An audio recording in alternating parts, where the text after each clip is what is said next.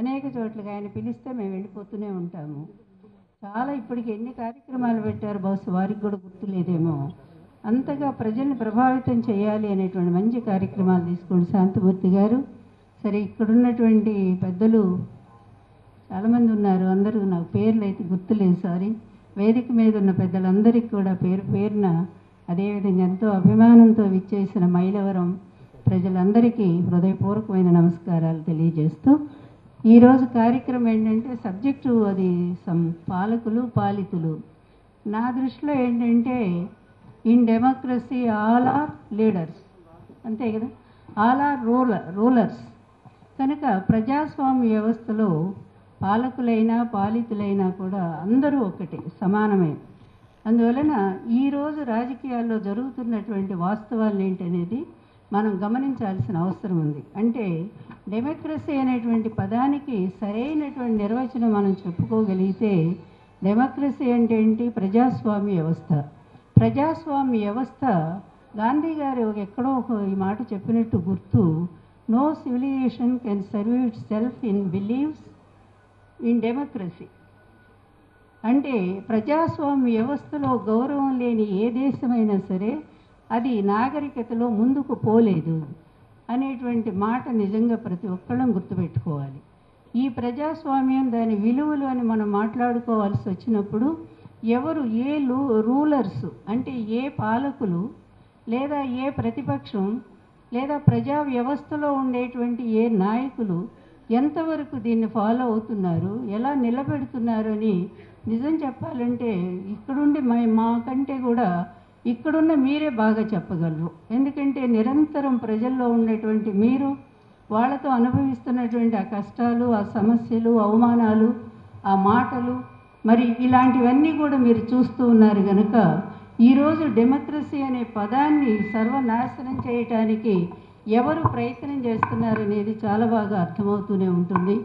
మీకు 95 ఆగస్టు నుంచి ఇప్పటి వరకు కూడా తీసుకుంటే ఒక వ్యవస్థ ఎంత ఘోరంగా, అందులో పత్రికా రంగం గురించి కొమ్మినేని గారు చాలా బాగా చెప్తారు, వారు అందులో కూడా పనిచేశారు. కనుక అదే పత్రికా వ్యవస్థ, అదేవిధంగా అదే వ్యక్తి, అదే లీడరు అప్పటి నుంచి కూడా ఎన్టీఆర్ ప్రభుత్వాన్ని కూల్చివేసిన దగ్గర నుంచి లక్ష్మీపార్వతిని ఒక దోషిగా చూపించడానికి పత్రికలు ప్రతిరోజు ఎన్ని అబద్ధాలను వాళ్ళు క్రియేట్ చేసుకుంటూ వచ్చారో, అదే పత్రికా వ్యవస్థ, అదే వ్యక్తి, అదే రకమైనటువంటి కమ్యూనిటీ, వీళ్ళందరూ కలిసి ఈరోజు జగన్మోహన్ రెడ్డి గారి ప్రభుత్వం మీద చేస్తున్న దాడులు, ఇవన్నీ చూస్తుంటే ప్రజలకు ఒక క్లారిటీ, చాలా స్పష్టమైనటువంటి ఒక రాజకీయ సినిమాని, ఒక రాజకీయ పిక్చర్ని మనం కళ్ళ ఎదురుగా చూడగలుగుతూ ఉన్నాము. ఎంత దారుణంగా, వార్తలకు హద్దు లేదు, ఆ నియమాలు అనేది ఎక్కడ ఎగిరిపోయినాయో తెలియదు. పత్రికలకు కొన్ని నిబంధనలు ఉన్నాయి, అదేవిధంగా ఛానల్స్ కొన్ని నిబంధనలు ఉన్నాయి. వాటన్నిటినీ కూడా అధిగమించి ఈరోజు మరి వాళ్ళు రాస్తున్న పిచ్చి రాతలు, చేస్తున్న దాడులు. ఒక ప్రతిపక్ష నేతగా 14 సంవత్సరాలు ఈ రాష్ట్రంలో, అంటూ ఉమ్మడి రాష్ట్రం కానీ ఈ రాష్ట్రం కానీ, ఒక ముఖ్యమంత్రిగా పనిచేసినటువంటి వ్యక్తి మరింత బాధ్యతాయుతంగా ఈ 14 సంవత్సరాల్లో ఈ రాష్ట్రానికి నేనేం చేయగలిగాను, ఈ పేద ప్రజలు నేను ఎంతవరకు ఆదుకున్నాను, అసలు పెట్టినటువంటి తెలుగుదేశం పార్టీ ఉద్దేశం ఏమిటి, అది పేదల కోసం పెట్టిన పార్టీ, రైతుల కోసం పెట్టిన పార్టీ, కార్మికుల కోసం పెట్టిన పార్టీ, ఆ పార్టీ ఉద్దేశాలన్నీ కూడా అమలు జరుగుతున్నాయా? ఎన్టీఆర్ని దించేసాం, వెన్నుపోటు పొడిచాము, ఆయన చనిపోవటానికి కూడా కారకులయ్యాము, పోయి అంతకంటే గొప్ప పరిపాలన అందించుంటే ఈ పార్టీకి ఎన్టీఆర్ గారిని ఎప్పుడో ప్రజలు మర్చిపోయి ఉండేవాళ్ళు కదా. అంతకంటే నువ్వు మంచి పరిపాలన, పేద వర్గాలను ఇంకా దగ్గర చేసుకుని, ఏ బీసీ వర్గాలైతే పార్టీకి ఒక ముఖగా వాళ్ళు ఇప్పటివరకు నిలిచారో, అదే బీసీ వర్గాలు మొత్తం కూడా జగన్మోహన్ రెడ్డి గారు వైపు ఎందుకు వెళ్ళారు అనే విచక్షణ కూడా లేకుండా, ఏ పేద వర్గాలైతే తెలుగుదేశం పార్టీ కొమ్ముగాస్తూ వచ్చారో ఇన్నేళ్ళు, నిజంగానే ఆ ఓటింగ్ మీదే తెలుగుదేశం పార్టీ నిలబడుతూ వచ్చింది. అలాంటిది 51% ఓటింగ్తో గెలిచినటువంటి పార్టీ ఒకనాడు 94 ఎలక్షన్స్లో ఈరోజు వచ్చేసరికి 42% ఎందుకు పడిపోయిందనేటువంటి కనీసం ఆలోచన కూడా లేకుండా, అవే కుట్రలు, అవే నీతి లేనటువంటి రాజకీయాలకు తెరలేపి ఆ చివరికి ప్రజా వ్యవస్థను కూడా చిన్నాభిన్నం చేసే విధానంలో ఒకే ఒక్కడు ఆనాడు ఎన్టీఆర్, ఒకే ఒక్కడు ఆనాడు వైఎస్ రాజశేఖర రెడ్డి గారు, ఒకే ఒక్కడు ఈనాడు జగన్మోహన్ రెడ్డి గారు. అలాంటి వ్యక్తులు, అలాంటి ఒకే ఒక్కళ్ళు ఎంత చక్కగా ఒక ఆదర్శవంతంగా భారతదేశంలోనే గర్వించదగిన రాష్ట్రంగా ఆంధ్రప్రదేశాన్ని తీర్చిదిద్దుకుంటూ పోతుంటే, మరొక పక్క ఒకే ఒక్కడే, అక్కడ కూడా ఒకే ఒక్కడే, అతను వెనుకున్న సైన్యం తర్వాత మాట్లాడుకుందాము. ఆ ఒక్క వ్యక్తి కూడా ఏం చేస్తున్నాడు అంటే, మొత్తం వ్యవస్థల్ని ఎలా నాశనం చేయాలి, న్యాయ వ్యవస్థని ఏ విధంగా తప్పుదారి పట్టించాలి, ఈడీని ఏ విధంగా తన మనుషులను చొప్పించాలి, సిబిఐలోకి తన మనుషులను ఎలా చొరబెట్టాలి, కాంగ్రెస్ పార్టీలో తన వ్యక్తులను ఎట్లా పంపించాలి, బీజేపీలో తన కోవర్టులను ఎలా పెట్టుకోవాలి, కమ్యూనిస్టులను ఎలా తోక పార్టీలుగా మార్చుకోవాలి. అదేవిధంగా ఇక చిన్న చితక ఇది అది అని లేదు, తన సొంత బలం లేనివాడు గనుకనే ఈ విధంగా అన్ని పార్టీలు చిన్న చితక ఊరు పేరు ఏమీ లేని ఆఖరికి గాల్లో ఎగిరేటువంటి ఒక వ్యక్తిని కూడా తీసుకొచ్చి పెట్టుకున్నాడు పక్కన.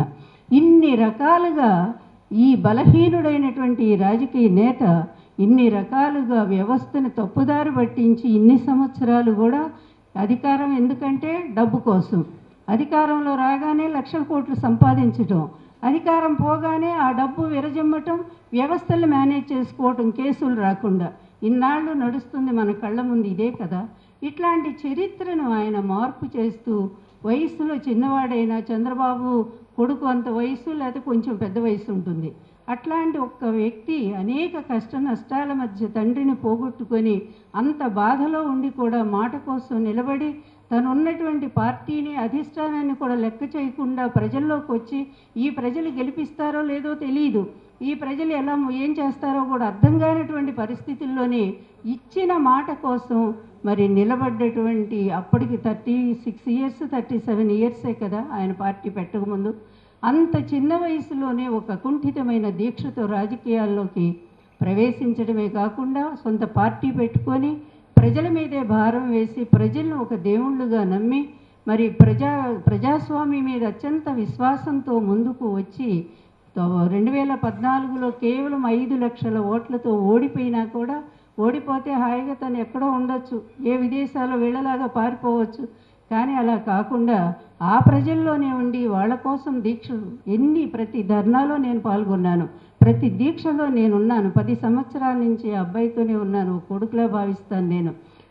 అలాంటి ఆశయాలు ఆదర్శాలు నేను ఇంతవరకు వాళ్ళిద్దరు తప్ప ఏ రాజకీయ నాయకుల్లో కూడా నేను ఇప్పటి వరకు కూడా చూడలే. అలాంటి మరి ఆయనకి అది ఆ బ్లడ్లో వచ్చిందో ఏదో, మా కుటుంబంలో ఒకడున్నాడులే, మా బ్లడ్ చూడు మా బ్రీడ్ చూడు అని చెప్తూ ఉంటాడు. ఆ బ్లడ్ బ్రీడ్ ఎందుకు వేస్ట్, పనికి మాలింది, తండ్రికి వెన్నుపోటు పడవటానికి పనికి వచ్చిందనే మాట మాత్రం అది వాస్తవం.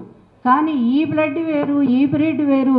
ఈ బ్లడ్ ఎందుకంటే ప్రజాస్వామ్యాన్ని పరిరక్షించడానికి, ఈ బ్రీడ్ పేద ప్రజలను ఆదుకోవటానికి, ప్రజా సంక్షేమం కోసమే ఈ బ్రీడ్ ఈ బ్లడ్ వచ్చిందనేటువంటి సత్యాన్ని ఈరోజు ప్రజలు గమనించారు కనుకనే ఎక్కడ జగన్మోహన్ రెడ్డి ఉంటే అక్కడ వేలాది మంది ఉరుకుతున్నారు.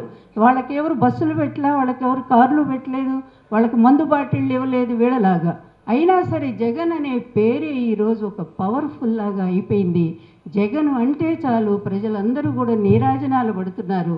ఇది చూసి సహించలేనటువంటి ఈ దుర్మార్గపు సమాజం, ఈ అహంకార పూరితమైనటువంటి ఈ కమ్యూనిటీ అతి దారుణంగా వీళ్ళు చేస్తున్నటువంటి హింసా కార్యక్రమాలు చూస్తుంటే ఎక్కడ ప్రజాస్వామ్యం, ఎక్కడ ఉంటున్నాం మనం అసలు?